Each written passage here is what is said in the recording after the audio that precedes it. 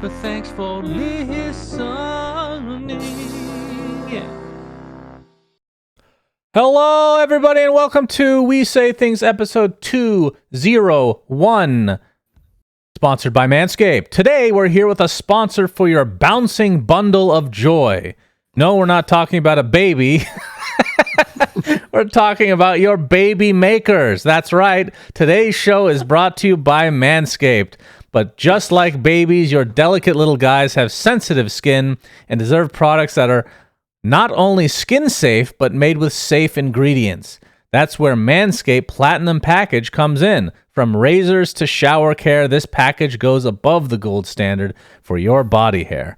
So treat your beautiful boys to the world's finest toys at manscaped.com and use the code WeSayThings20 for 20% off plus free shipping.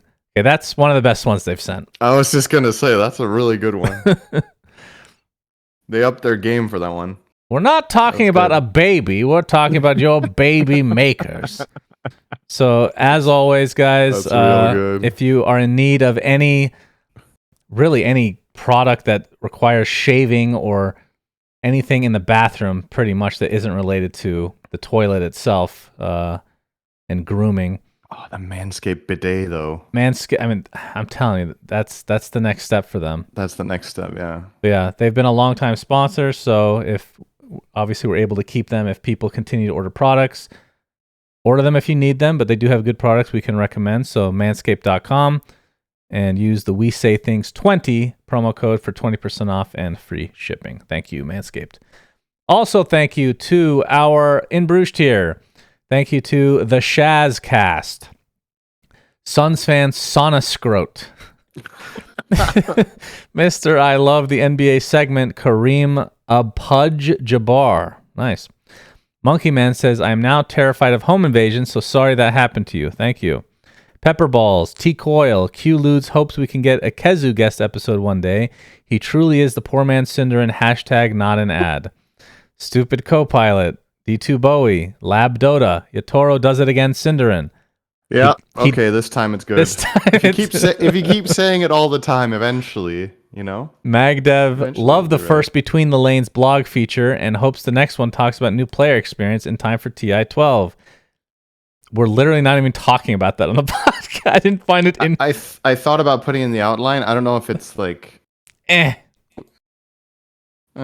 I've been a Patreon for almost 2 years with the main purpose of supporting Dota and getting Valve off their asses. Did it work? Yes. Disco Farm D. Make sure you stay a Patreon. Disco Farm D, Retail Ronnie, and Deep discounts. The Mega Pope and Carrot Cake is best served with cream cheese icing, true or false, TI New Zealand. We answered that last time, and it's a resounding yes, without a doubt. Also, thank you to Zan Xavier, Nate Thicko, 01 Hamscroats, Shark TM, Antiquely Seasoned Goat Balls, alright, that's new. Janie, Dop, Nothing to See Here, Underscore Man, Guitar Strings, Yvremont, Ben Broomhead is Ben Broomhead is Ben Broomhead, Wooden Aftertaste, Anonymous, and Avocado got its name from the, I don't know what this language is, from the Nahuatl word ahuacatl, meaning testicle due to its shape. Mr. Niebling. I've actually heard this before, that avocado is named after a testicle, but I probably really butchered that language. Thank you guys so much for your continued patronage for the podcast. And if you're listening to the podcast or viewing the podcast on YouTube or whatever, and you want to be a part of this, you can go to patreon.com/WeSayThings. There's different tiers. I believe the lowest tier you can chip in support of the podcast, I think it's $2 a month, if I'm not mistaken. That's right, and you get nothing. That was the lowest one. Yeah. Except you support this amazing show that we put on almost every week. That's right. Hell yeah. That's right. And in this amazing show, we'll start out with everyone's favorite topic that is not the NBA topic. So, in other words, the second most sought after topic, the SUNSfan recommends. Oh, yeah. I have a new TV show for everybody. It's only 8 episodes. There's only one season. It's on Amazon Prime. It's called Jury Duty. So let me give you the premise. It's fucking hilarious. We watched it in one day. Okay. In one day? How long are the episodes? Well, in 24 hours, let's say. We've watched like 4 episodes, then we went to bed and we watched the next 4 episodes. So within 24 hours. They're 30 minutes a piece, I think. Okay. All right. So I actually haven't looked it up who made this, like what director, what producer, whatever, but it gives off the same... Eisenberg and Gene Stupnitsky. I don't know the names anyway. So, but the point is, I gave some recommendations a while back that I know a lot of people did not bother watching because they're mockumentaries, but I'm telling you, if you're not a moron, you will like these shows. American Vandal, season 1 and 2, and then Players, which is the mockumentary of League of Legends, made by the same people. What if I am a moron? Well, then you can continue on being ignorant to the world and great things, like In Bruges for 100 episodes. That sounds perfect for me. Yeah, it does. So this show, the reason I bring that up is because it gives some of the same vibes, but I don't think it's actually made by the same people. But so this is the premise, syndereN. Mm-hmm. They have a courtroom that is fake, okay? And they have, you know how jury duty works? I don't know if it works the same way where you guys are, but they're forced to go in. I think. People are forced to go in when they get something in the mail occasionally, jury duty. Sometimes you're picked, like you end up getting picked by the prosecutor or defendant or whatever. I don't know the names of the legal shit. So they created a completely fake case, fake courtroom, fake judge, fake lawyers, fake jury, except one person on the jury was a real person that didn't know everyone was actors. Okay? And they fuck with him so hard. It is hilarious, extremely well done. I'm not going to spoil anything. It is incredible, though. Holy shit. I was blown away by how good of an idea. The only problem is, I don't know how you do a season 2, because then, I mean, you have to find somebody that has not seen the show, which maybe there's a lot.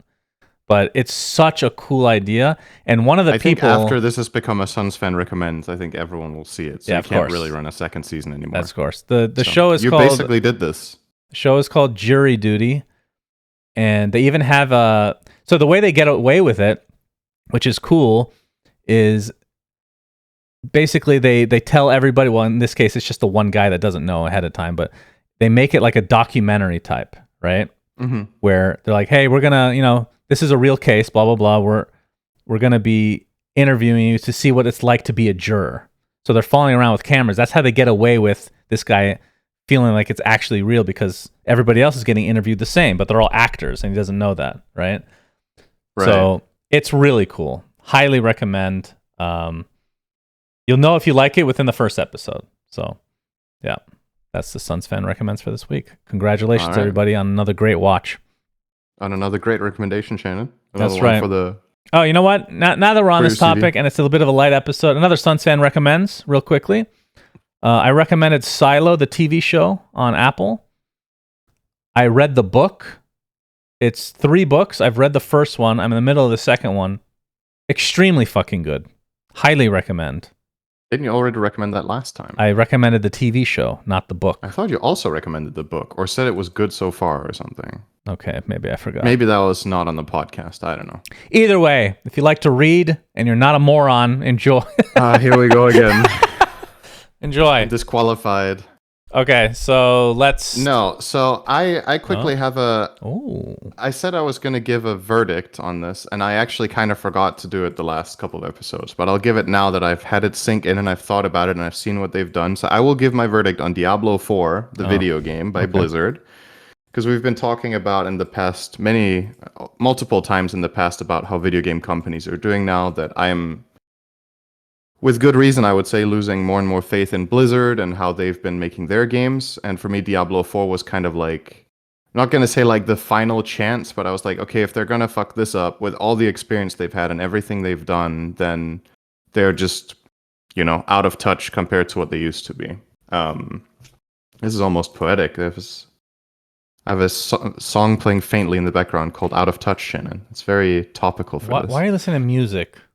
I listen to music all the time. While we podcast, you listen to music? Softly in the background, yes. When you cast, you listen uncommon? to music? Not when I cast. Not when I cast, and not when I backup record for you, obviously, because then I can't listen to music. Okay. Otherwise, I listen. You can continue. I'm just going to say I think that's weird, but maybe other people would disagree with me. I think a lot of people would agree with having just faint music on in the I mean, background a lot. ASMR I mean, makes you also sense. listen Yeah. to background. You also listen to background music when you're in a restaurant, right? It's just there while you're having conversation. It's not like distracting. Yeah, but you I or didn't anything. agree to it. Anyway, continue. Okay, so anyway, I had fun with Diablo 4 for the first, I don't know how many hours, but a decent amount. And now I have lost basically all interest in it after I finished the campaign, more or less. I heard the same from a lot of people. It feels like a game that was published because it had to be, and it needed to be passable for players, but it does not have the longevity that Diablo 2 did, and it currently does also not have the longevity that Diablo 3 ended up having. It's very possible this becomes a good game over the next year or year and a half as they patch it, but ultimately that might fall under the same issues that Diablo 3 did, where that game got significantly improved later on, is what I heard, but a lot of players just don't come back, including myself. I didn't really come back to Diablo 3. So I'm not going to say this game was terrible, because the first playthrough was fun. I was enjoying myself, but it gets... I mean, Diablo games do get pretty monotonous in a way, right? But one of the major downsides to this game, in my opinion, compared to Diablo 2 in particular, is there's no trading. And I feel like that's one of the things that gives longevity to these multiplayer games of this kind, like hack and slash games or like this monotony, is that the trading scene and finding something cool for something else can in turn get you something cool for yourself. But you cannot trade between characters. The loot you find is a shitload of the same stuff with slight modifications. And yeah, there's just not much variety because stuff that drops is primarily for your character. Truly unique items are few and far in between compared to earlier versions. So I just didn't find the gearing up system as rewarding. On top of that, Diablo 4 has dynamic leveling in zones, which has one upside and one upside only, in my opinion, which is that you can play with friends of different level. So let's say you have a character that's level 50 and your friend is level 20, you can actually play together in the same zone because it just adjusts for your power level. The downside is the whole feeling of RPGs and getting more powerful gets lost because the areas just scale with you. So you never become like super powerful in one area while being weak or unable to do another for the most part. It's like very few exceptions in the game. And that like feeling of leveling up and progressing your character, I feel like is a huge part of RPGs. So for me, that's a mega miss. It's what I always loved about the original World of Warcraft experience.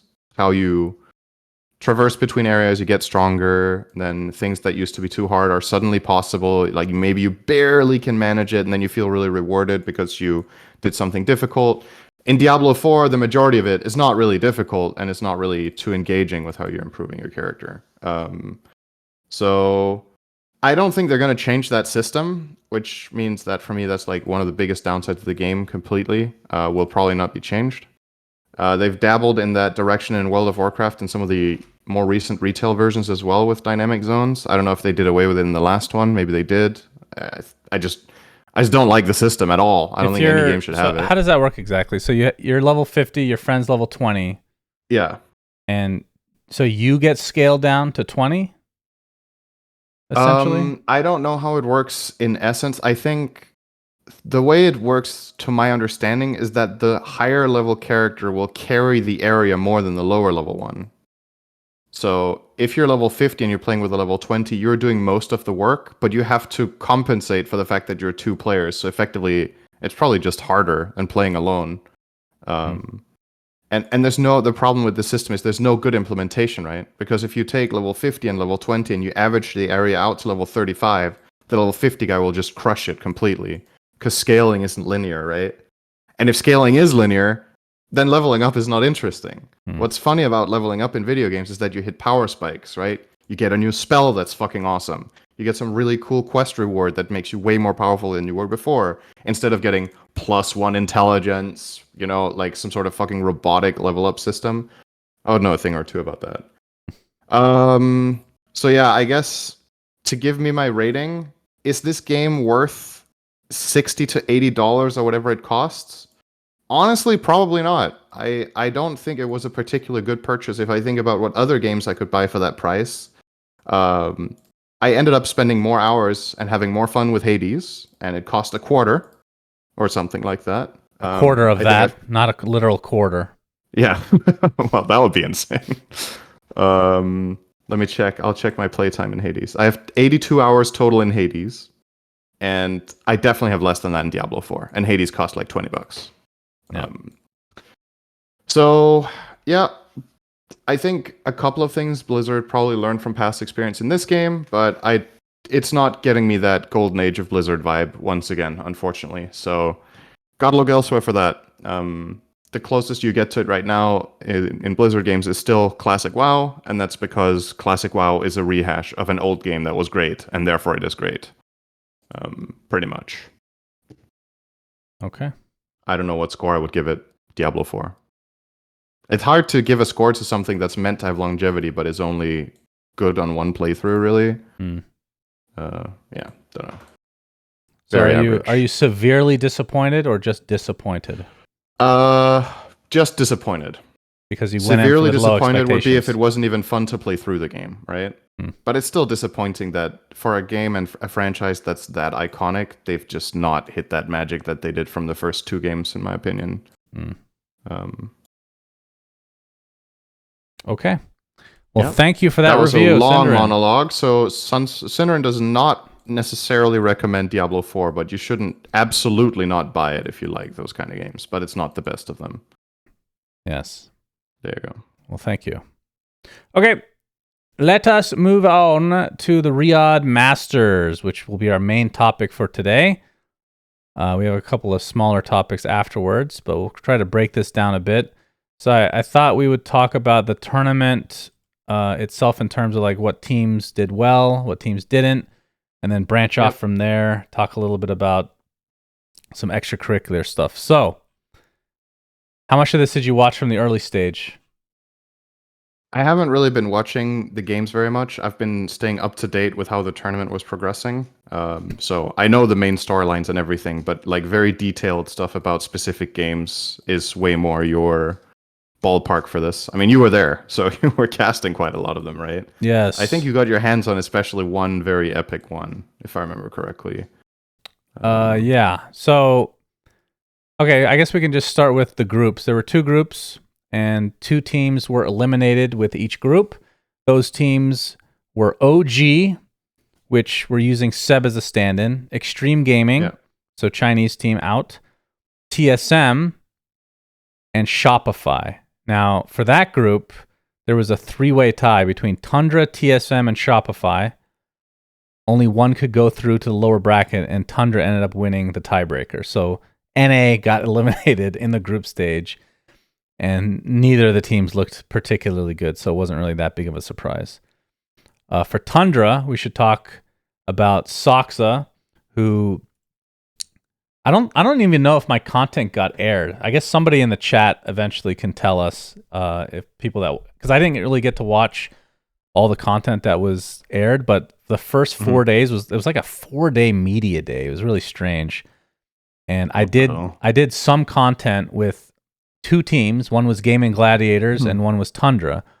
And when basically I went and talked to AUI and Soxa together, and we had like a little game show type thing where I would ask how well do you know your teammate? And I'd ask really stupid questions like, what kind of underwear do you wear? Shit like that. Which I think that's probably why they didn't air it, because I mentioned underwear. But Soxa looked great, seemed very happy. Obviously, he's had. I mean, we didn't until this event. We didn't really know, or before this event, we didn't really know why he had to get subbed out for a couple tournaments prior. He's taken some breaks, along with some of the other members as well.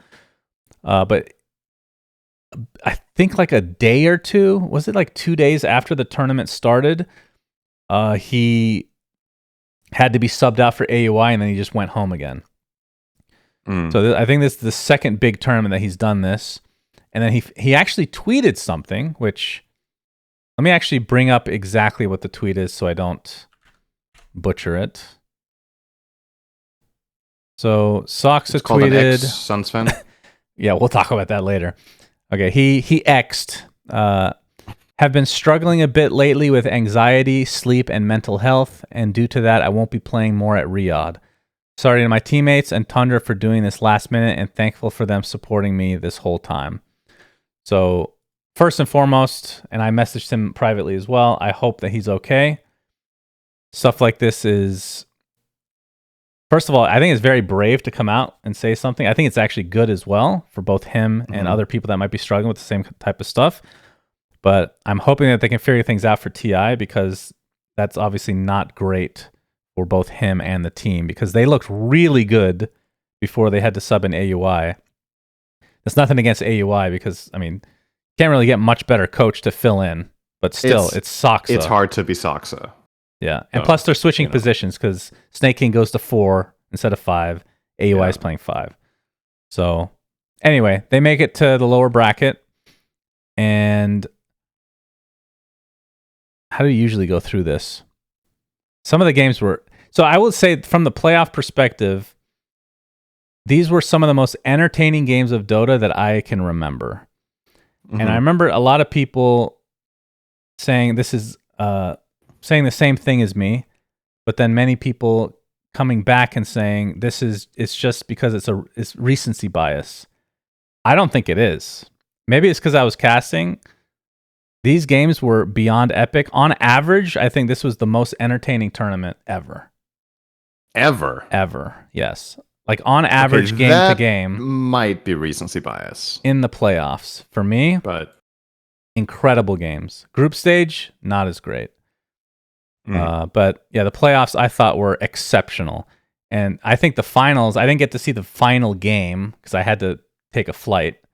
But outside of that, the finals were, and the lower, like the last day maybe is the worst games of the playoffs, which is weird.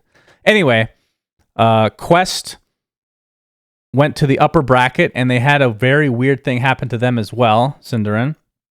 There was a disconnect in the middle of a team fight against Gaimin Gladiators. This was in the lower bracket, so I guess we should mention. See, I'm doing this is usually you doing this. I'm doing a terrible job at recapping shit. It's not that hard. You just go through the chronology one step at a time. Well, one step at a time, just mentioning 8 teams that play each other. Like, nobody wants to hear that garbage. Okay, well, then you can talk about the top 4. Yeah, but some cool stuff happened before that. Okay. Which is this. So Gaimin Gladiators, You're lose. Doing great. Gaimin Gladiators lose in the first round, which everybody's really excited about, because every single major, every single big tournament, they've been upper bracket kings and they haven't lost a game.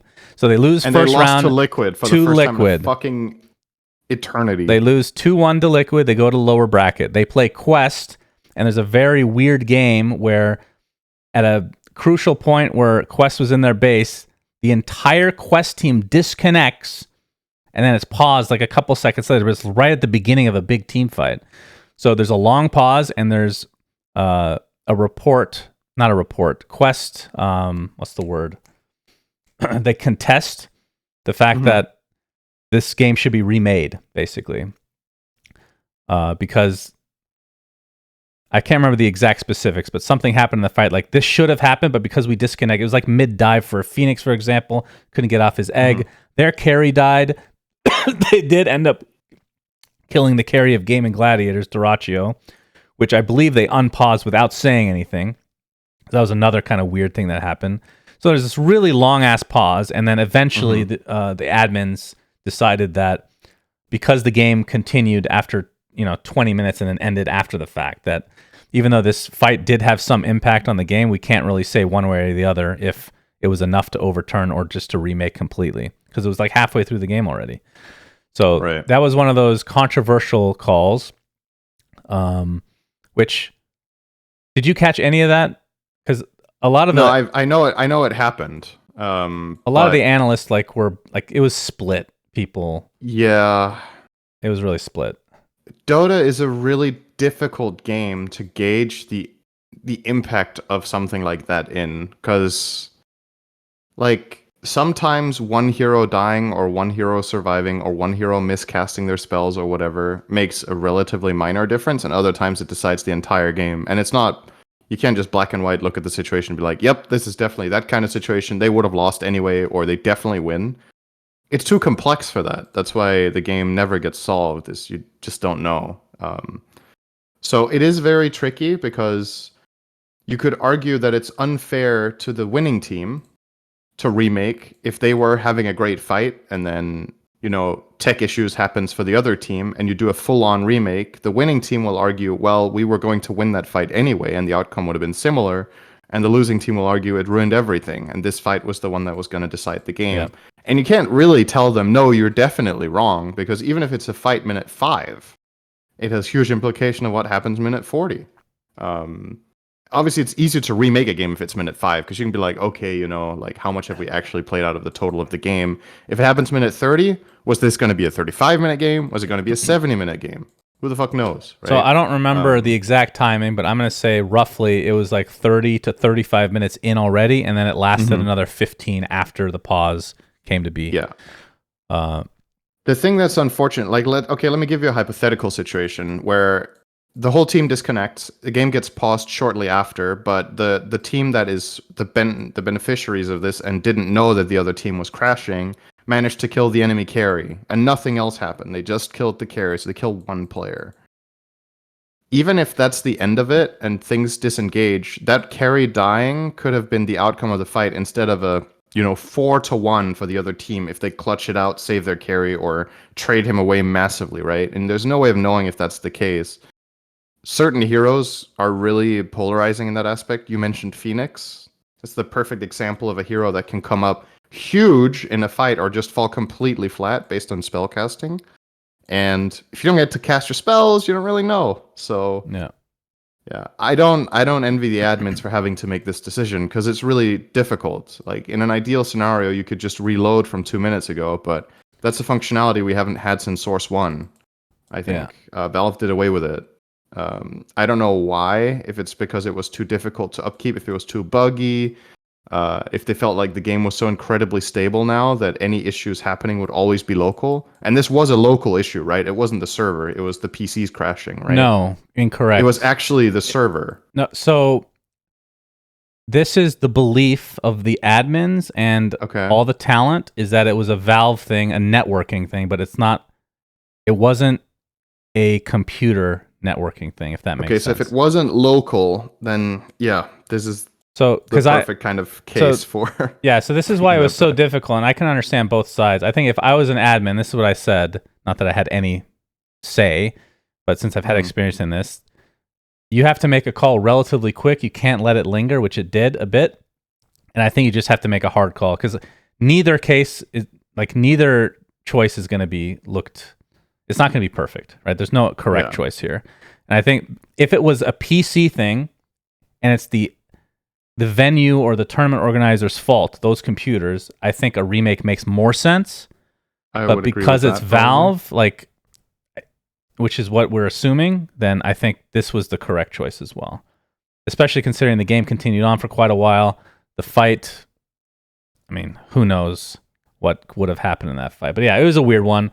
So anyway, I feel like this is a good case for... I mean, obviously we're talking about the loading thing, which I think would be the perfect solution, but might be hard to implement. What if you could full-on local host? I mean, yeah, we need a LAN. Like in Warcraft 3. You could just host on LAN. Zero ping. What's the downside to that? Like, why do you think Valve are opposed to that idea? If they're worried about people tampering with the game and then hosting LAN or whatever, you can give the... How to say... Maybe you need to manually approve tournaments and they don't want to bother with that. But you could technically, have a LAN mode that's only accessible if you give people a key, right? And you could give that key to tournament organizers that are running prestigious events. And keep it at that, for example. So they have a LAN mode. Because at that point, if the servers crash, it's on them. Yeah, right? That's true. And it's so rare, though, at the same time, right? Yeah, LAN mode would be preferable. I think the downside is then all of your...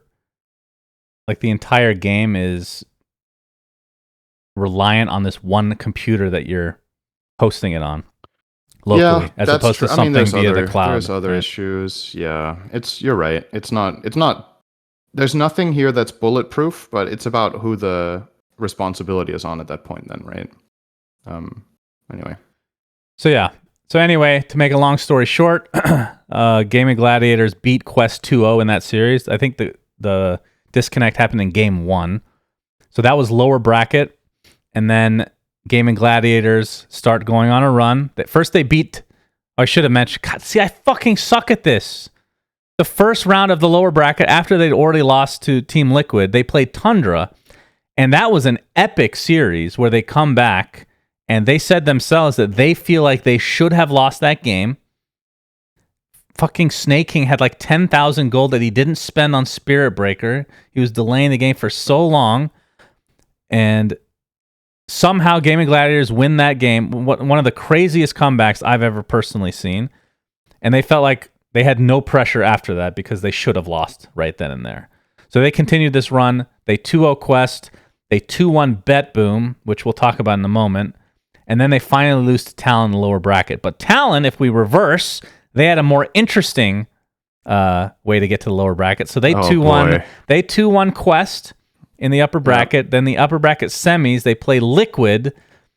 Oh my god, this game. This game. I think I cast this game, if I'm not mistaken. You did. That was the one I was referring to when I was saying you had an epic game. I think I cast both upper bracket ones that were both epic. Talon versus Liquid, and then Spirit versus Bet Boom. So Talon in game 3... Wait, was it game 3? Let me double check. Yeah, that was game 3. In game 3, we're winning the game, and they should have won, but then 23 Savage takes his headphones off in celebration, and Zai on Broodmother TPs to Talon's base and starts backdooring them. Now, there's a lot of different ways to look at this. So number one, 23 Savage taking off his headphones is certainly against the rules. Now, did he find out about Zai and his base because he heard it through the casters? Because you 100% can hear at that point. He took his headphones off and everything. Or did his team realize what was happening? So he realizes last minute, oh my god, they're in my base. Zai's in the base. So he tries to TP suddenly, and he gets stunned with 0.3 seconds left on his channel from, I believe, Boxy. And Zai stole an avalanche. And Zai wins the game in incredible fashion. 100% they lose this game, Team Liquid. There's no way. If they just pay attention to what's going on, I don't think they win this game. So 23 Savage celebrating, mocking Team Liquid, you know, the SCA special, and then suddenly realizes they've lost the game and now they're in the lower bracket, and he looks extremely depressed. It was on live stream fails. Just genuinely felt terrible for him.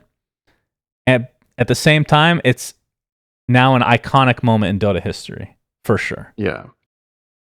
I mean, it's not really one you want to be known for, right? But he's going to be laughing at that in future All right, years. and chat's reminding us that he used the glyph by accident, I think, when he was taking off his headphones or some shit. Right, and that could have also made the difference. So there's I think there's even a little bit more layers to this from what I understand. The reason that he wanted to do the standing up and hands off the keyboard thing is that Mickey did that against Talon in a game in a different tournament where Liquid beat them. So I think he said prior to the game that if they were beating Liquid, he was going to do that or something like that. Or maybe he just told it to his teammates or in some sort of content. I don't know if he said it on air. But yeah, he felt like this one was in the bag, so he was going to do it. The game is never over until the throne falls is something we say for a reason, right? Like, technically, you can come back and win impossible situations. And this is one of those moments where you kind of only have yourself to blame. Now, you open up an interesting situation here because, like you talked about, when he's standing up in celebration, his earphones come off or whatever. What if Talon had won? Then this would have been way more controversial, right? That's true. For the sake of that, at least with the outcome it had, this didn't end up being a big problem. But like, let's imagine he stands up, his earphones come out, he immediately realizes Zai is pushing his base, his TP completes instead of getting canceled, and he kills the Brood. Yeah. And they win the game. Yeah. What happens then, actually? I think it might have been a remake, or they might have been lost anyway. That I was thinking about that as well. Yeah, they might have actually been assigned a death loss, to be honest, because you can't know for a fact whether he obtained information or not. It's kind of similar to the whole Pure situation from the last tournament we talked about, right? Where he had a stream open. There's no way of proving that that stream was listened to or did any difference in the game, but you can't prove it didn't. So it's just against the rules. And this is similar. It's just against the rules to take your headphones off because you could obtain information that can win you the game. Yeah. So in a way, fortunate, honestly, that Liquid ended up winning anyway. Because otherwise, this might have been a... Yeah. He might have felt even worse if they got a def loss after winning, if you know what I mean. Yeah, it could have. Yeah, It's like, actually could have been worse.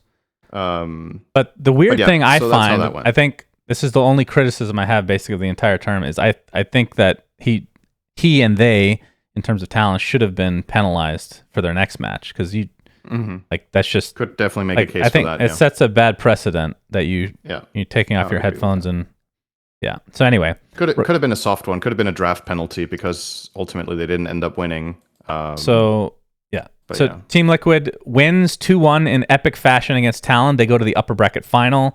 Team Spirit versus BetBoom. Oh my god, this series was insane as well. I don't think I've ever, actually I know I have never experienced a game like this as a caster or a spectator ever in Dota, where a team, in Team Spirit in this case, was down. It was 2-1, they win. Okay, Team Spirit beats BetBoom 2-1. They were down for over 95% of the entire series, and they won. Wow. BetBoom were up in all 3 games. Game 2, let me double check which one they actually won. BetBoom won the second game. So game 2 they won in 44 minutes. Game 1 they lost in 44 minutes, but they were up probably 40 of those 44 minutes, if not the entire game. Like, I think one of the games they were still up net worth-wise, and they lost. Like, they were up throughout the entire laning stage of every single game, and they just could not go high ground. And the last game was 72-minute epic fashion. They lose to Team Spirit. So they go to the lower bracket, and then they end up losing to Gaimin Gladiators, who they said they wanted to face off so badly against. So they're out. Yeah. And I picked them for top 3. We'll talk about our predictions shortly after. Talon goes to the lower bracket, beats 9 Pandas. So that means Gaimin versus Talon.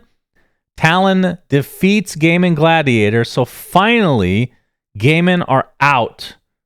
They get top 4, which is still really fucking good, but they're not going to be in the finals for the first time. In half a year, right? Yes. Essentially half a year they've been in every finals. So Team Spirit plays Team Liquid in the upper bracket finals. They beat them 2-1. So Team Spirit goes to the finals. Team Liquid goes to the lowers, and they have a rematch against Talon, and they crush them. This was very one-sided series for this tournament standards. Mega stomp.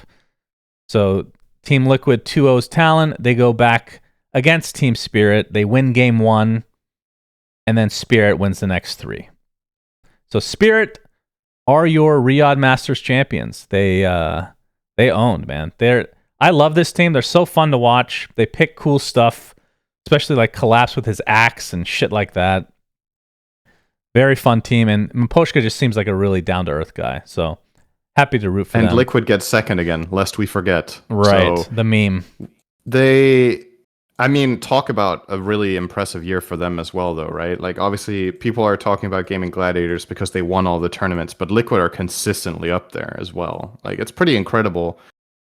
It's also one of those things to think about, like, sometimes when people talk about it, it's always the sport I'm going to be referencing, right? In tennis, where it's like, some truly outstanding players in history didn't get that many championships because they just happened to play at the same time as Prime Federer or Prime Nadal or Prime Djokovic, right? Michael Jordan. And it's just like, Liquid have been really fucking good this year, but they just were really good at the same time as Gaimin Gladiators were just insane, right? So this is like, you imagine this year without Gladiators in it, Liquid might have had 3 or 4 trophies, right? It's just, that's how it is. It's always relative to the competition. They have been second to no other team than them. They've just been second to them all the time. So and now Spirit. If they can't overcome that and beat them, then they're going to keep. And now they've been second to someone else, which is no shame in losing to Spirit. They were definitely on fire this tournament. Hasn't been their most. They've been relatively quiet this year for their standards, I would say. But you always have this feeling with Spirit that any given tournament, if they get momentum, they could do it. They've done it before. And it's a great time to do it for them, right? The stakes of this tournament were really high, so it's a good one to clutch out for them. So yeah, that was the tournament from a team perspective. I want to talk about my experience now, if you don't mind. I was casting with Kezu. as you know, your boy, and now my boy. Yep. He's hilarious. Oh, he's your boy now. Yeah, he's my boy now. Okay. He is absolutely hilarious, and so this was He's kind a of fucking clown. This was kind of a perfect storm for the Bet Boom games. Because Oh yeah, you weren't allowed to call them Bet Boom or something, right? so yeah, I'm so sad that it's actually only for this tournament because it was so fun. So Bet Boom, first of all, any betting sponsors at all, whether it was on the jersey or whatever, they had to actually cover them up, right? And then Bet Boom being the one team that has the betting sponsor in their actual name, and it's actually came up in game still. That was never fixed. So we're told not to say Bet Boom, and people are kind of all antsy about it. Like, not antsy, they're anxious because they don't want to say something they're not supposed to. They're in Saudi Arabia. In the end, like, maybe it's because I feel more comfortable because I used to live there, but I know they don't really care that much about it. Like, if you say it, you say it, especially if it's on the fucking screen the whole time anyway. It's like not that big of a deal. Yeah, that dichotomy is pretty weird. That's more of a Valve feature where, like, because they tried to make a new team called BB, but then it still reverted, like the in-game name still reverted to their original. So anyway, we weren't allowed to say Bet Boom. So everybody's saying BB team. I'm like, this fucking sounds so stupid. So Kezu and I started coming up with different names for BB, and he wrote down a big list as we kept compiling them each day and adding to them, and just coming up with like hilarious names. And the real trick, the hardest part about it, syndereN, was not laughing. Like saying like banana boat team or whatever the fuck we came up with, and then not laughing was the challenge. Okay. And most of the time we just couldn't look at each other because if we saw the other person after they said, we're gonna fucking die of laughter. So yeah, there was a couple that I completely lost it. I was doing so good. I didn't say Bet Boom the entire time, by the way. Kezu said it once, so get wrecked, Kezu. Okay, nice. But the entire time I was doing so good, I was not laughing at any of the ridiculous shit I was saying. And then I said barbecue team, and I fucking could. I just started. I could not stop laughing. I said, all right, I banned myself from saying that one. And there was a couple other good ones. Like, sorry to make this a topic, but I just found it so funny. Because some of the talent asked us to do some of the names as well eventually, because it became like this meme. So BSJ is like, if you could say that was smooth like a baby's bottom team, that would be good. So I did that the next day, of course. But yeah, it was a lot of fun. That's good. And I next time we cast Bet Boom, you and I, like, oh, you're gonna have to restrain yourself. I have to, but it's sad because it's actually preferable to saying Bet Boom, honestly. But as for the actual experience overall, it was interesting. So we were in a room. We weren't on camera the entire time, which was great for me, even though I brought my jackets because they didn't tell me I wasn't going to be on camera. Didn't have to get makeup. Could just be my fat self, wear shorts, do whatever the fuck I wanted. It was great. It was actually a great experience. They have this enormous venue. I don't even know what to call it. It's crazy. It's like this. I mean, if you watch the tournament, you'll see like little shots here and there. Think of an outdoor mall, except huge. Like, I don't know how big it was because I didn't even get to walk around the whole thing, but it is enormous. It's almost like a fair, like where you go and, you know, the fairs that you have, local fairs, whatever, you can try to shoot basketball into the hoop and you get like a plushie or something like that, like a bunch of different games just scattered throughout. Restaurants, there's an enormous, I think I posted a video on my Instagram, enormous circular food court, and there's 2 of those apparently. Like, I cannot begin to tell you how fucking huge this thing was. And they had a certain section for Gamers 8, which is like more gaming related stuff. But it was packed all the time. Like, once the sun started to go down, it was just packed with people constantly every day. And so that alone was pretty incredible. And they had like, if you guys have heard of a show called Peaky Blinders, I've never actually seen it, but I've heard that name. Yeah, I've seen it around or whatever. They had like a big building right next to where we were casting called Peaky Blinders. I'm like, what the hell is this? Apparently, some of the cast, which I think it's lower end cast, go to this like it's almost like an escape room type thing. Like this is how they described it to me because I didn't get to go in because it wasn't out yet. It's like an escape room thing with the cast helping you out or something like that. Like that's crazy. That's fucking crazy. And they change it every year. I guess last year it was Hannibal Lecter, or something like that. So they constantly change the theme of a lot of these places, and they start constructing things. Like one of the guys was telling me, Fancy, Fancy's was the Arabic commentator, not commentator, the host. Host. He did a really good job, and he gave us a tour around the area. Some of the area, at least. They had like a little Koreatown, for example. They had 2 big esports organization buildings, which one of them was called Falcon, I think, and the other one, I can't remember. It was like a YouTube team. But these buildings are enormous, and for this 2-month period, the players or the streamers are living in the venue, and they have meet and greets all the time. They have a ton of different things to do with the people that show up. Like, it's completely fucking next level. Like stuff that I've never even thought or imagined could be possible in the esports realm. Just insane. How I feel like this was hard to gauge. How big was the crowd? Because this sounds like the whole setup had the potential to be huge, but people didn't go. Or think of it as a bunch of relatively big buildings scattered throughout an enormous area. We were in like the production area where the panel was and all that.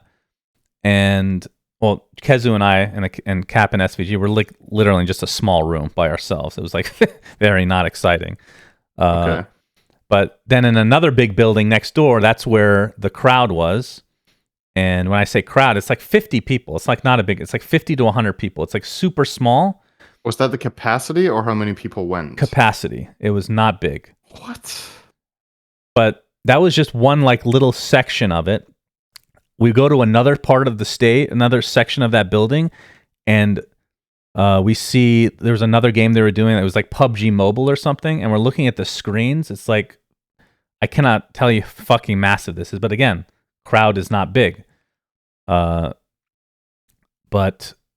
yeah, it's hard to explain. I took some videos and some pictures, but there was just a ton of stuff to do, and it's pretty incredible. And one of the things Fancy was telling me, he mentioned like that one of these esports orgs had their building made in 3 weeks. And I'm like, how is that literally possible?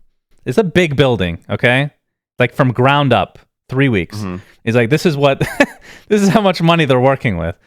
I mean, that also doesn't necessarily sound like that's safe. No, just wait. So Saudi Arabia hires, this is how they explain it. They hired the 4 best construction companies in the world, and they each created teams that worked for 6 hours a day, every single day. Okay. So it's back to back to back. It's 24 hours straight of construction for 3 weeks. So if you put it together like that, it makes more sense. That's crazy. It's actually insane. So they just make these massive things out of nowhere. So it's almost like seasons. This is season 2 of Gamers 8. So next season, there's going to be different stuff that gets replaced, or they move things here and there. It's almost like modular in a way, right? I find it, I guess I find it weird, and at the same time not weird, that there's no audience capacity. But like, if you're putting in this much effort and this much money into making this, why not make it like grandiose on an audience scale as well? Like when you build an arena or whatever. Like, maybe there aren't enough. Do they feel like there's? Yeah, that's like. Is it just because there's not enough locals that would go and watch, and they wouldn't expect enough people to fly in to watch it? Maybe, possibly. But that's just very unusual, I want to say, for something like this, that you invest this heavily in something like this, but you don't make it crowd-friendly whatsoever. So have this like grandiose show with no audience. No, it's definitely unusual. Very unusual. And something I didn't get to partake in because we were casting, there is a bigger arena area that seats 10,000 people, and that's where Imagine Dragons showed up and had a concert, apparently. I see. So, yeah, they definitely have the capacity to do something like that, but I would think that there's not enough people in that area that would want to watch Dota. Like, I know there's a prince that was watching a lot of the Dota that was, I don't know what prince it is, but watching a lot of the Dota going on, which is pretty interesting. So yeah, that's that whole area that we were casting in, and then I'll quickly talk about my experience as a whole. I had the best shawarma I've ever had in my life, syndereN. Okay, so let me tell you about this. Okay. Very important. Yes. I used to have amazing shawarmas in Saudi Arabia when I used to live there. It's been so long that you build it up in your head and you're like, there's no way it can be that good, right? It's like, obviously, it's just when I was a kid, it's nostalgic, whatever. So I get to Riyadh and I start asking some people that are locals what the best shawarma place is that I can go, because that's literally the only thing I care about is finding a nice place to eat. And I asked 4 people throughout my entire duration. They all give me the exact same place. It's called Mama Noura's. We go there, and I'm trying to remember like what I used to have. I know I used to have a chicken shawarma. I don't remember any of the ingredients. I don't remember if I had hot sauce or not, right? So we order the shawarmas. There's just chicken. And I open the hot sauce bottle that's on the table, and I smell it. Fucking instantly, all these memories flood into me that I didn't know I had. It's insane. Like, holy shit, this is the exact hot sauce I used to have. Then I put it on it, and I taste it. I'm like, holy fucking shit. I can't believe I remember this when I didn't know I had the memory itself. Best shawarma I've ever had, easily. Very simple. It's in a pita, chicken, from like the spindle or whatever they usually use. Has garlic sauce in it, which was S tier. 1 Middle Eastern pickle, which is different than a regular pickle. Very good. And then the hot sauce. That's it. Fucking S tier. They're like this big. How big would you say this is in centimeters? That's very hard to gauge when I'm looking at a camera. It's about the size of a penis. How big is a penis in centimeters? Am I supposed to gauge from you holding up 2 fingers to a camera how far apart they are? I don't know how far away your face is from your fingers. Whatever this length is, it's not that big. They're relatively small, but they were they're less than $2, and I would eat 4 of them. I was fat. Most people would eat 3, but I had 4, and I gained a lot of weight. I went 4 different times. I went 4 times to this place, and I took different people with me every time. Kezu came with me 3 times. Everybody, not everybody, 90% of the people thought it was S tier, and they wanted to keep coming. A couple people were like, it's very good, but not the best I've had. And then fucking Jack of all people said it was okay. And I asked him, what rating would you give it? He says 8 out of 10. Like, how is that okay? It's a fucking 8 out of 10? Fuck you, Jack. You suck. No, but that's the thing that's happened over time, right? When we were kids, Shannon, okay was 5 out of 10, right? Yeah. That's okay. That's like average. That's fine. Nowadays, if something isn't a 10 out of 10 or a 9 out of 10, it's not even worth mentioning it, you know?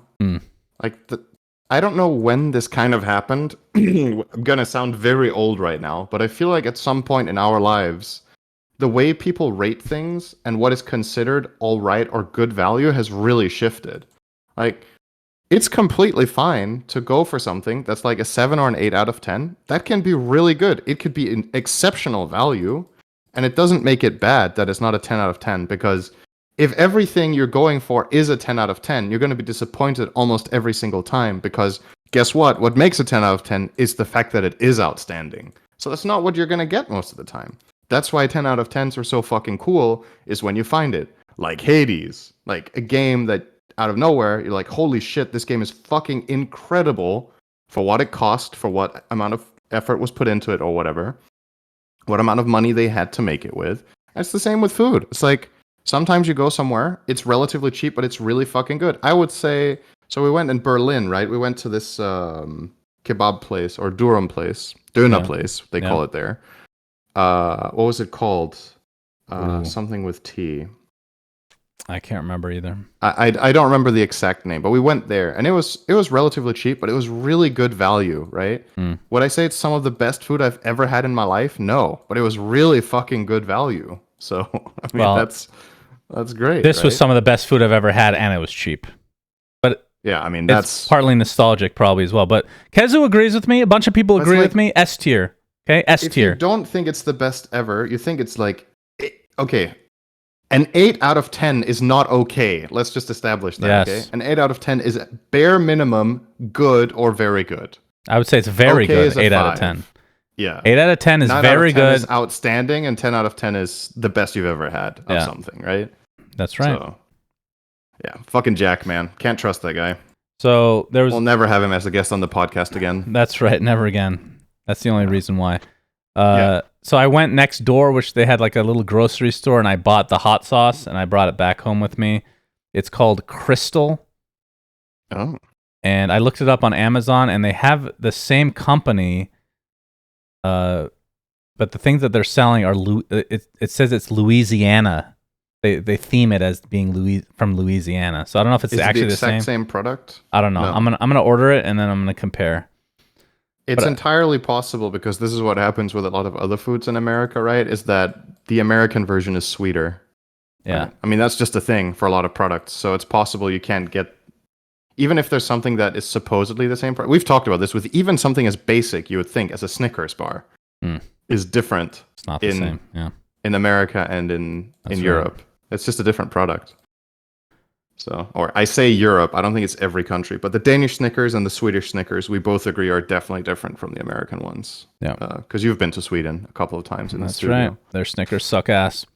Yeah, So and that- they're better than the American ones. There you go. It's palate, right? That's the shawarma story. And then the last thing I'll talk about is Saudi Arabia in general. So Oh yeah, because last time you were there was when? okay, so I was 10 years old. That's when I moved back to the US. Okay, That's so like 50 years ago? Close. 27 years ago. Mm-hmm. It was very hot, but I come from Arizona, so it was actually exactly the same weather. And so I guess some things that I didn't know if they had changed, because I don't really keep up with how things are in Saudi Arabia, but I remember not liking a few things, and a lot of it has been changed. So I will say this.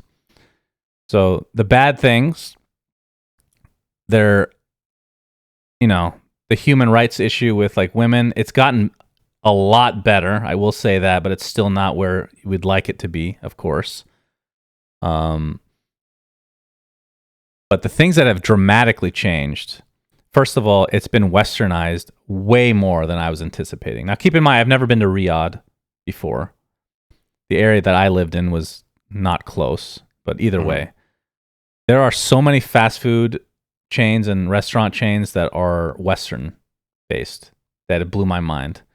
Like basically everything. You can find almost anything there now.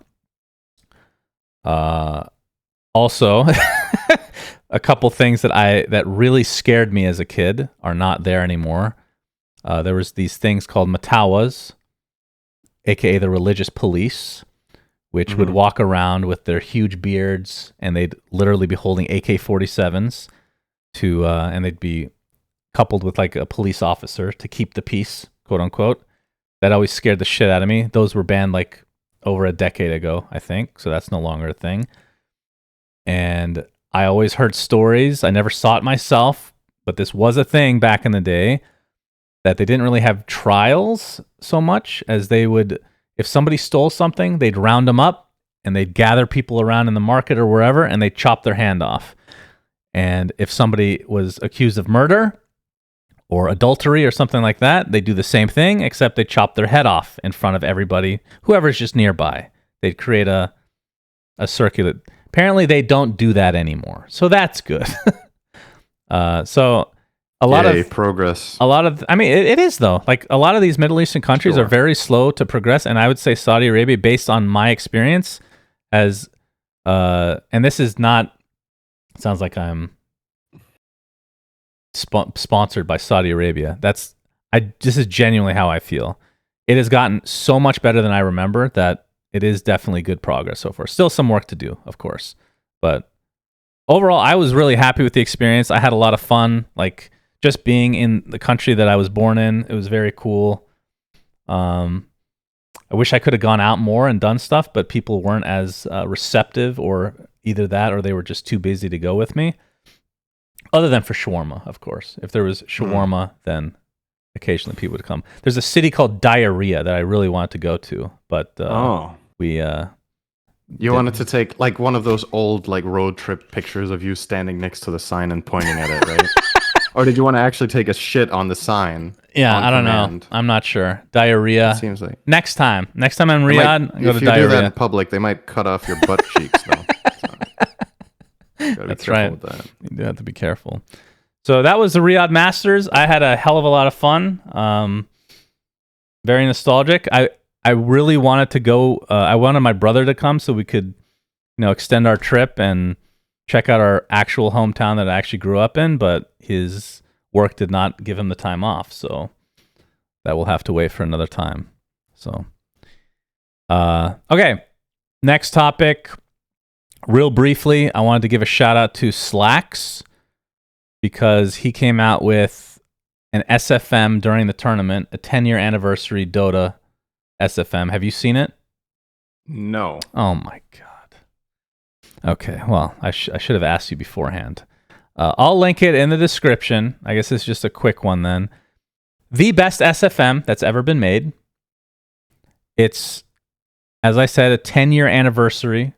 It goes through, I'm not going to spoil it. You guys just have to watch it. It's actually the best SFM ever made. Incredible. Really, really well done. And it's too bad Valve didn't come out with something. That would have been perfect if it was Valve. But either way, it was still really good. Unbelievably good. Okay. Next topic. Wanted to briefly discuss Grubby syndrome. Oh. So Grubby has reached Divine after roughly 300 days of playing Dota. That's pretty fucking impressive. I figured we'd talk about that for a little bit. I don't know if we made predictions. I don't think we did. When he first came, we definitely did not make predictions on Grubby. We made predictions on the tournament, though, that we didn't go over at all. Oh, yeah. Okay, we'll go over that after the Grubby. Sure. I mean, when we first talked about Grubby, when he first came on the scene, we were really excited. And I'm really happy he's been continuing to play. I did not expect him to get Divine this fast, though. I don't know about you. That seems pretty damn fast. How much MMR is Divine? I don't know. I don't really know the medals. Let's say it's 4.7k. Is it that high?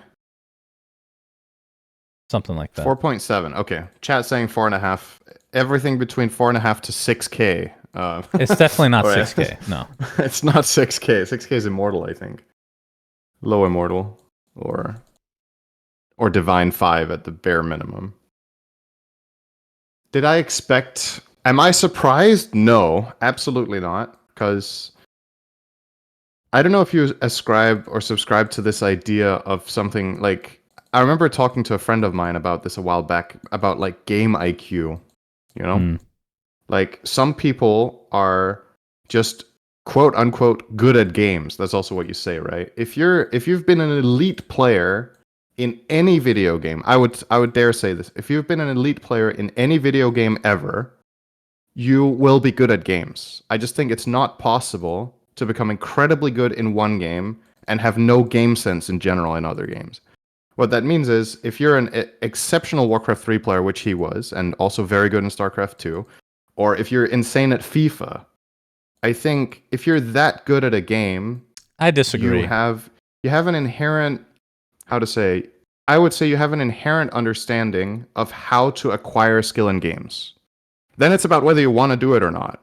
So, for example, I have played a shitload of Dota. I'm good at Dota. When I go into a new game, I might start off slow, but then you reach some sort of level of understanding, and then you can put a lot of the concepts and understanding of games in general that you have into place. I'm not good at Counter-Strike. I understand what it takes to be good at Counter-Strike, but you need to put in a shitload of effort, obviously, to get good, right? And I don't play the game very much. Grubby played a lot of Dota, and he's good at games, and he had multiple things going his way. First of all, he's good at games. He put in a shitload of time and effort. He had a very open-minded learning mindset, so he was actively trying to improve every day. A lot of people just play games for fun, which is completely fine. That's but he me. was trying to get better. He had coaching from elite players, which is obviously a huge shortcut. So if you add all of those things together, I'm not really surprised he made Divine in a year. I think it's a really great accomplishment that most people wouldn't, but I'm not surprised Grubby was able to do it, to be honest. Okay, so this is where I'm gonna. So first So of what all, did you disagree with about games that I said? yeah. So first of all, congrats to Grubby. I don't disagree with. Congrats, of course. Like, I mean, I never really thought about how long it would take him to get Divine, but Was that his goal, or? I think he wants to get to Immortal, is what I understand. Okay. But under a year, very impressive. Okay, so back to the top. I disagree that if you're good at one game, you're going to be good at another. Now, from Grubby's perspective, like Warcraft, StarCraft, all these types of games, I think they directly relate to Dota. Okay. I think if you pass by enough genres, I don't think it's that helpful anymore. To some degree, I understand what you're saying. I think in a small sense, maybe there's something extra there, but I don't like if let's say somebody's 20 years old and they're really good at FPS games. I don't think that necessarily means that they will ever be good at like Dota, for example. Okay, let me explain it fully, then maybe you'll agree more or maybe you won't. But he is elite in one game, okay? He was like top 0.001% whatever of Warcraft 3 players, right? At the time. So he was like absolute world elite. It was a very popular game. He was among the best of the best. He is not elite in Dota. I'm not saying because he was an outstanding elite player in Warcraft 3, he can go pro in Dota. That's not what I'm saying. I'm saying if you're elite in one game, you should be able to get at least decent at every game. That's my opinion. It's like, because like... Well, now you've lowered the bar quite a bit from what you said No, because that's not what I said. I didn't say he was elite in Warcraft 3, therefore he's going to be elite in Dota. That's not what I said. I said if you're elite in one game, you will be good at games in general. And Divine, how good is it, right? Then we're going to have like these discussions of, okay, because like if somebody asks you, are you good at bowling? Are you good at pool? Are you good at basketball? Like, how do you answer? It's like, I'm pretty good, you know, I'm better than many people. I'm not better than the good ones. Like, there's obviously a huge step up to actual good players, but I'm decent. Like, where are you if you're Divine? Is that like top 2% of players? Top 3% of players, maybe? I don't know. Something like this. So it's definitely very good, but it's not even remotely close to the actually really good players, right? Like, Grubby will get his ass handed to him by a lot of players around the world. And he will, if he continues his current work ethic for multiple years, he will probably still not be an elite player. So, but with that said, he's still good at the game, right? Compared to the amount of time he's put in. And that's what I was going to say. If he put in, okay, let me explain it this way. If he put in the same amount of time and effort as he did in Dota in any other video game, I think he would be a similar rank in that video game. Disagree. So if he really tried to play FIFA for 300 days and really put in effort, yeah, I think he would probably be Divine in FIFA in 300 days. I don't think. I think he could be Divine in CSGO in 300 days. I don't think that's true. The skill sets are not identical. There are some games you're inherently going to be better at than others, right? Of course. So, like, I think his skill set is good for Dota, so he will be better at Dota than he would at the other games I just mentioned. So but I feel like what you're trying to say is you're taking the work ethic part from being a really good player at something. The dedication and his game sense, right? Yeah, but I think it's hard to imagine. You take the best work ethic in the world and put it on just some random person. Doesn't mean they can be. I think some people just cannot be good at certain games. Period. That's how. What do you consider good? Like really good, elite. Okay, he's not really good at Dota. He's good. I think there's. You're saying if somebody is elite in one game, then they will be good at every game if they want to be, and I disagree with that. There's no way that's true. If Divine is good, then I think he could be good in any game. Yes. Okay. I think so. I'm interested to see what our chat. What type of game do you think Grubby could not be good in? Well, first of all, it's not about Grubby. Okay, this is just a hypothetical person. I think like taking somebody in Dota, Warcraft, like these strategy games, and putting them in an FPS game. They could be good, but you're saying they will be good if they want to be, and I don't think that's true. I think plenty of people would want to be good at an FPS game that play strategy. They fucking blow ass, and vice versa. Like I don't think it translates at all. Let me give you a hypothetical example. Do you think there's a Dota Pro total elite player right now that you give 300 days of playing Counter-Strike, 6 hours a day, they get coaching, and they overall are really trying to get better at the game, and they will still be shit? Do you think there's any pro player in Dota that wouldn't be at least good at Counter-Strike after a full year of really trying to get better? Do you actually think so? I think some would be shit still, yeah. Like, what do you consider shit? Like, you think some would still be like silver, or silver, after 300 gold. days of genuinely trying to get better? So do you think so? Divine in Dota is like, is that like Eagle in CS? Is that roughly equivalent? DMG maybe? Or the rank above? What's the rank above DMG? There's like 2 Eagles, and then there's like the big boy one, which is Immortal, right? So I think Divine is similar to the Eagles. That's how I remember it. Maybe things have changed. So no, I think a lot of players would not make it to Eagle at all. Especially since it's a game that is so evolved, right? It's been out for so long. It's not like you're starting out. It's not like you're playing Neon Prime at the start with everybody else. Hey, this is an interesting topic. I would definitely say that any elite player in any game can apply their work ethic and skills to at least get to that kind of level in a game if they commit that much time and effort. And I'm not saying that to take this away from Grubby and be like, oh, anybody could do that. That is not the line I'm going for here. It's more like this is for me, this is a great proof of concept of how people that are exceptionally good at games can transfer their skills. And maybe it's unfair because it's Warcraft to Dota. There's like some overlap, right? He's good with certain micro aspects of the game because he's microed a lot in Warcraft 3, etc. So yeah, he might not have been as good in an FPS as he is in Dota after 300 days. But I think it would be probably pretty Let's close. go to an extreme, okay? This is what I would consider to be an extreme. Take somebody, I don't want to name names. Let's say a big streamer in Call of Duty, modern, whatever the fuck the newest game is that's the PUBG equivalent for Call of Duty. They play on a controller. You take that person that's really fucking good at the game and have them play Dota for 300 days. They try really hard. I would say chances are they're going to be fucking absolute garbage after 300 days still. Like, they would be, at best, what's like legend? At best, legend. Is that what comes below divine? Divine, that's ancient, right? Legend. So legend is like 3K. You're taking a guy that plays controller, uses a fucking controller in an FPS game, has never played a strategy game in his life, and you're saying in 300 days they could be. I just completely disagree. I think if they put in the amount divine. if they put in effort and they get. I'm not saying. I mean, the coaching is even an extra aspect here. Like, let's not even take that as part of the equation, but that obviously helps as well, right? But if you're really determined to get better at a video game and you have the work ethic and the understanding of how to acquire skills, which you must have in order to get better at a game, you have to understand how to get better, or it doesn't just happen, right? I just don't think so. I think there are this plenty would of be a people. really interesting experiment to run, but like nobody's going to sign up for it. Nobody wants to play Dota. Just play a year. Nobody wants to play Dota. Not in any game, right? I think there's plenty of people. You need to want to, right? I think there's plenty of people that would be able to do it. So what are we arguing about? You say every single one of them could do it, and I vehemently disagree with that. I think if you're elite in any video game, you have good game IQ, and therefore you will be able to become good at any game. Not elite at every game, but you will be able to become good. Because the people you're playing against, the player pool, the vast majority of them don't have your talent in games in general.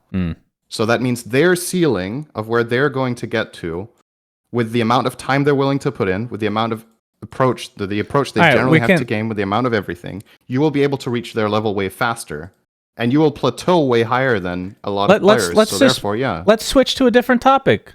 Real life sports, traditional sports. You take an elite basketball player and tell them to play soccer. I think plenty of them will still fucking suck balls after 300 days. I think they will be way better than people that are not elite in another sport. The only reason With the in that same amount of case that time they'd and be, effort. well, of course, because you're talking about world-class athletes that are already in shape, right? Take that aspect out of it, just the skill. Okay. How do you do that? That's part of being good at sports is having the body. That's an undeniable part of the game. Yeah, but the body doesn't exist in having the esports. physique. The body doesn't exist. That's why I'm trying to eliminate that aspect. Sure. That's also why the comparison doesn't really make sense. Because there's no... Jesus Christ. All right, just let us know who you agree with. We're going on too long with this fucking garbage-ass topic. It's supposed to be a I love discussing with congratulatory thing for Mr. Grubby. Yeah. Who apparently could have easily gotten Divine after 300 days. This is very impressive, and the reason he's able to do this is that he is very good at games. He put in the time and effort, and he tried to get better. If people don't try the way he did, you're not going to put any ex-pro of any game into Dota, give them 300 days, and they're going to reach his level. He did it because he genuinely really tried, and because he's talented and skilled. So this is still, all things considered, though we just talked about, I think this is a remarkable achievement, personally. But the reason I'm not surprised is that I hold this guy in high regard, and I was expecting he would be able to do something like this. So he has a great attitude for getting better. I agree with that because he played other strategy games before. Understood. Okay. All right. I think we've hit our limit for the podcast today. Appreciate it, everybody. Yeah. These other topics that we have, they can just roll over to the next week. They're not. It's Twitter. But everybody wants to hear about Twitter becoming X. This can't wait till next week. This is pressing news. I feel like I want to delete this topic. I just never want to mention this idiot's name ever again on the podcast. Actually, I wish I could go back in time 15 minutes and not talk about Grubby, so we could spend 15 minutes talking about Twitter becoming X. Yeah. All right. Make sure you guys watch this VOD on YouTube, and you'll be able to see the X on x.com being X'd out. I don't even know what adjectives to use for this fucking garbage thing. You know what? I'm deleting that topic. This is us talking about it. So congratulations to we Elon. mentioned it. He's Congrats, Twitter. Yeah. All right. Until next time, SUNSfan, syndereN signing out. Peace out, everybody. Peace. We say things that don't mean anything. Subscribe. Thanks for listening. And follow us on X.